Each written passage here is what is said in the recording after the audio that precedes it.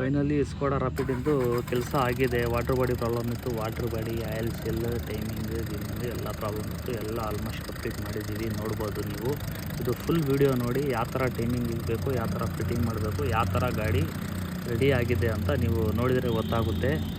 ಸಿರಾಕೇನ್ car ಗ್ಯಾರೇಜಿಂಗೆ ಒಂದು Skoda rapid ಬಂದಿದೆ. Customer phone ಮಾಡಿದರು, ಈ ಥರ ನೀರು ಲೀಕೇಜ್ ಆಗ್ತಿತ್ತು. ಆಲ್ಮೋಸ್ಟ್ ನಾನು ಒಂದು 10 ಕಿಲೋಮೀಟ್ರ್ ಬಂದುಬಿಟ್ಟಿದ್ದೀನಿ, ಏನು ಮಾಡೋಣ ಅಂತ ಅಲ್ಲೇ ಸ್ಟಾಪ್ ಮಾಡಿ ಗಾಡಿ ಟೋಯಿಂಗ್ ಆಗಿ ತರಿಸ್ಕೊಂಡು ಇಲ್ಲಿ ನಾನು ಅಂಗಡಿ ಹತ್ರ ನಿಲ್ಸ್ಕೊಂಡು ಚೆಕ್ ಮಾಡಿದರೆ ವಾಟ್ರ್ ಬಾಡಿ ಕಂಪ್ಲೇಂಟ್ ಇತ್ತು. ನೋಡ್ಬೋದು ನೀವು ಯಾವ ಥರ ನೀರು ಹೋಗ್ತಿತ್ತೆ ಅಂದರೆ. ಅದಕ್ಕೆ ಈ ಬೇರೆ ಪ್ರಾಬ್ಲಮ್ ಆಗಬಾರ್ದು ಅಂತ ಟೋಯಿಂಗ್ ಆಗಿ ಗಾಡಿ ತರಿಸ್ಕೊಂಡು ಎಲ್ಲ ಚೆಕ್ ಮಾಡಿದ ಮೇಲೆ ಗೊತ್ತಾಯಿತು ವಾಟ್ರ್ ಬಾಡಿನಲ್ಲಿ ಪ್ರಾಬ್ಲಮ್ ಆಗಿರೋದು. ವಾಟ್ರ್ ಬಾಡಿನಲ್ಲಿ ನೀರು ಲೀಕೇಜ್ ಆಗ್ತಿರೋದು ಅಂತ. ಯಾವುದಕ್ಕೋಸ್ಕರ ಆಗ್ತಿತ್ತೆ ನೀರು ಲೀಕೇಜ್, ಏನಕ್ಕೋಸ್ಕರ ಈ ಪಾರ್ಟ್ಸ್ನಲ್ಲಿ ಲೀಕೇಜ್ ಆಗ್ತಿತ್ತೆ ಅಂದರೆ ಈ ವಿಡಿಯೋ ಮುಖಾಂತರ ಗೊತ್ತಾಗುತ್ತೆ. ನೋಡಿ, ವಾಟ್ರ್ ಬಾಡಿ ಎಲ್ಲ ಬಿಚ್ಕೊಂಡಿದ್ದೀವಿ. ಬಿಚ್ಕೊಂಡಿದ ಮೇಲೆ ಗೊತ್ತಾಯಿತು. ನೋಡಿ, ವಾಟ್ರ್ ಬಾಡಿ ಎಷ್ಟು ಶಬ್ದ ಬರ್ತಿತ್ತೆ ಅಂದರೆ ಫುಲ್ ಹೋಗಿದೆ. ಆಮೇಲೆ ಇದು ವಾಟ್ರ್ ಬಾಡಿ ಐತಲ್ಲ, ಒರಿಜಿನಲ್ ಅಲ್ಲ, ಇದು ಒರಿಜಿನಲ್ ಸ್ಕೋಡಾದಲ್ಲ, ಇದು ಲೋಕಲ್. ಇದು ಲೋಕಲ್ಗೋಸ್ಕರ ಅದಕ್ಕೆ ಜಾಸ್ತಿ ಜನ ನಡೆದಿಲ್ಲ. ಕಸ್ಟಮರು ಇವಾಗ ಹೊಸಾದು ತರಿಸಿದ್ದೀವಿ. ನೋಡಿ, ಹೊಸಾದು ಯಾವ ಥರ ಇರುತ್ತೆ, ಏನು ಸಿಂಬಲ್ ಇರುತ್ತೆ ಹೊಸಾದಲ್ಲಿ ಗೊತ್ತಾಗುತ್ತೆ. ನೋಡಿ ಹೊಸಾದ್ರಲ್ಲಿ ನೋಡಿ ಈ ಥರ ಪೋಲೋದು ಇದು ಬರುತ್ತೆ, ಎಲ್ಲ ಪಾರ್ಟ್ ನಂಬರ್ ಬರುತ್ತೆ. ನೋಡ್ಬೋದು ನೀವು. 4,000 ಚಿಲ್ಲರೆ ಇದು ನಿಮಗೆ 1,000 2,000 ಸಿಗ್ಬಿಡುತ್ತೆ. ಈ ಥರ ಆಗಬೇಡಿ. ಈ ಥರ ಹಾಕಿದರೆ ನಿಮಗೆ ಸಣ್ಣ ಕೆಲಸಕ್ಕೆ ದೊಡ್ಡ ಕೆಲಸ ಬರುತ್ತೆ. ಆಮೇಲೆ ಇದು ಸೀಲೂ ಒರಿಜಿನಲ್ ತರಿಸ್ಕೊಂಡಿದ್ದೀವಿ. 3,000 ರೂಪಾಯಿ ಬರೀ ಸೀಲ್, ಕ್ಯಾಮ್ ಸೀಲ್. ನೋಡ್ಬೋದು ನೀವು. ನೋಡಿ, ಪಾರ್ಟ್ ನಂಬರ್ ನೋಡಿ, ಎಲ್ಲ ಪಿಂಟು ಹೊಸದು ಒರಿಜಿನಲ್ ಐಟಮ್ ತರಿಸ್ಕೊಂಡಿದ್ದೀವಿ. ಜಿನಿನ್ ಐಟಮ್ ಇದು ತರಿಸ್ಕೊಂಡಿದ್ದೀವಿ. ನೋಡ್ಬೋದು. ನೋಡಿ, ಇದರಲ್ಲಿ ಏನೂ ಇಲ್ಲ, ಸಿಂಬಲ್ಲೇ ಇಲ್ಲ ಮೇಲ್ಗಡೆ. ನೋಡಿ, ಈ ಥರ ಸಿಂಬಲ್ ಬರಬೇಕು.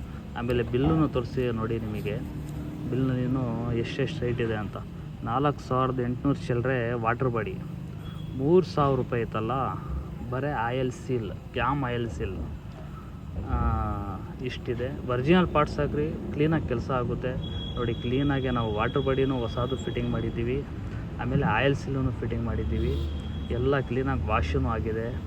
ಬರ್ರಿ ಟೈಮಿಂಗ್ ಇಕ್ಕೊಳ್ಳೋಣ. ಟೈಮಿಂಗೂ ಯಾವ ಥರ ಇಕ್ಬೇಕು ಅಂತ ತೋರಿಸ್ತೀನಿ. ನೋಡಿ ಟೈಮಿಂಗು ಯಾವ ಥರ.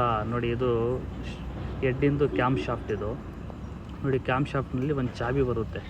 ಈ ಥರ ಒಂದು ಇಕ್ಕಿದ್ರೆ ಅದೇ ಟೈಮಿಂಗ್ ಶಾಫ್ಟಿಂದು. ಆಮೇಲೆ ಹೈ ಪ್ರೆಷರ್ ಪಂಪಿಂದು, ಡೀಸೆಲ್ ಪಂಪಿಂದು ನೋಡಿ, ಈ ಥರ ಒಂದು 4 ಆಲಂಕಿ ಇಕ್ಕಿದ್ರೆ ಇದೂ ಟೈಮಿಂಗ್ ಕರೆಕ್ಟ್ ಇರುತ್ತೆ. ಆಮೇಲೆ ಕೆಳಗಡೆ ಕನ್ಫ್ಯೂಸ್ ಆಗುತ್ತೆ ಒಂದು ಸ್ವಲ್ಪ.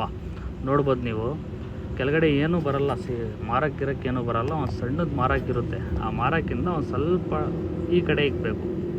ನೋಡಿ, ಇದು ತೋರಿಸ್ತಾ ಇದ್ದೀವಿ ನೋಡಿ. ಈ ಹೋಲಿಂದ ಒಂದು ಸ್ವಲ್ಪ ಕಾರ್ನರ್ ಸೈಡ್ ಇಕ್ಬೇಕು. ಈ ಸೈಡ್ ಇಕ್ಕಿದ್ರೆ ಅದು ಟೈಮಿಂಗೂ ಕರೆಕ್ಟ್ ಇರುತ್ತೆ. ಅದು ಆ ಥರ ಇದು ಟೈಮಿಂಗ್. ಎಲ್ಲ ಟೈಮಿಂಗ್ ಎಲ್ಲ ಫಿಟ್ಟಿಂಗ್ ಆಗಿದೆ ಕ್ಲೀನಾಗೆ. ಎಲ್ಲ ಟೈಮಿಂಗ್ ಆಗಿದ್ಮೇಲೆ ಒಂದು ಸತಿ ತಿರ್ಗಿಸಿ ಇಂಜಿನ್ ಒಂದು ರೌಂಡ್ ತಿರ್ಗಿಸಿ ನೋಡೋಣ ಯಾವ ಥರ ಇದೆ ಅಂತ. ಯಾಕಂದರೆ ಟೈಮಿಂಗ್ ಇಕ್ಕಿದ ಮೇಲೆ ಒಂದು ರೌಂಡ್ ತಿರುಗಿಸ್ಬೇಕು. ನೋಡಿ, ಒಂದು ರೌಂಡ್ ಎಲ್ಲ ತಿರುಗಿಸ್ತಾ ಇದ್ದೀವಿ. ಎಲ್ಲ ಟೈಮಿಂಗೂ ಫಿಟ್ಟಿಂಗ್ ಆಗಿದೆ, ವಾಟ್ರ್ ಬಾಡಿನೂ ಫಿಟ್ಟಿಂಗ್ ಆಗಿದೆ, ಆಯಿಲ್ ಸೀಲೂ ಫಿಟ್ಟಿಂಗ್ ಆಗಿದೆ. ಎಲ್ಲ ಕಂಪ್ಲೀಟ್ ಆಗಿದೆ. ನೀರು ಹಾಕಿ ಚೆಕ್ ಮಾಡ್ಕೊಳ್ಳೋಣ ಒಂದು ಸತಿ.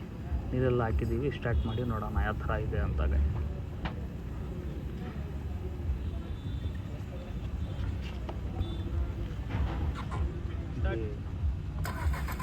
ಗಾಡಿ ಸ್ಟಾರ್ಟ್ ಆಯಿತು. ಒಂದೇ ಶೆಲ್ಫಿಗೆ ಗಾಡಿ ಸ್ಟಾರ್ಟ್ ಆಯಿತು.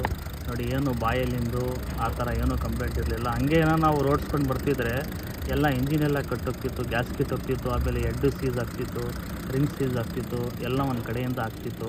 ಎಲ್ಲ ಕ್ಲೀನಾಗೆ ಕೆಲಸ ಆಗಿದೆ. ಇದೇ ಥರ ವೀಡಿಯೋ ನೋಡ್ತಾಯಿರಿ, ಲೈಕ್ ಮಾಡ್ತಾಯಿರಿ, ಶೇರ್ ಮಾಡ್ತಾಯಿರಿ.